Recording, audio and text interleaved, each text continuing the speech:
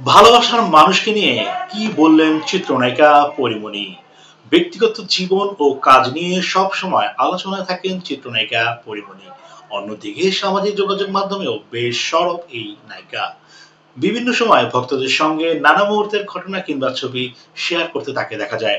এবার ভালোবাসার মানুষকে নিয়ে পোস্ট করলেন এই চিত্রনায়িকা। ভালোবাসা দিবসের একদিন পর অর্থাৎ আজ নিজের এবং ভক্তদের উদ্দেশ্যে নতুন বার্তা দিলেন নায়িকা পরিমণি, যেখানে তিনি লিখেছেন ভালোবাসার মানুষকে নিয়ে দুনিয়া জয় করা যায়।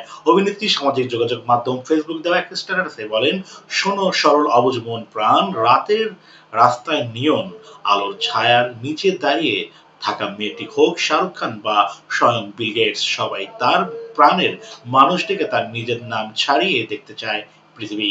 উনি আরো বলেন, পৃথিবীর সবাই চায় তার নিজ কাজ সবাইকে ছড়িয়ে তার নাম হোক, কিন্তু সেটা কখনোই রিভেঞ্জ ওয়েতে নয়। অন্তত যাকে তুমি ভালোবেসে নিজের বলে জানো, ভালোবাসার মানুষকে ছাড়িয়ে যেতে নয়, তাকে সঙ্গে নিয়েও দুনিয়া জয় করা যায়। পরীমনির পোস্টে মন্তব্য করেন অনেক অনুরাগী। ভক্তরা পরীর কথার সঙ্গে একমত প্রকাশ করেছেন।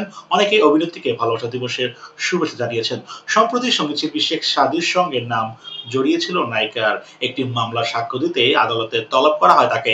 নির্দিষ্ট দিনে গড় হাজির হওয়ার কারণে পরীর উপর গ্রেপ্তারি পরোয়ানা জারি হয়েছিল। সেই সময় তার জামিনের ব্যবস্থা করেছিলেন গায়ক।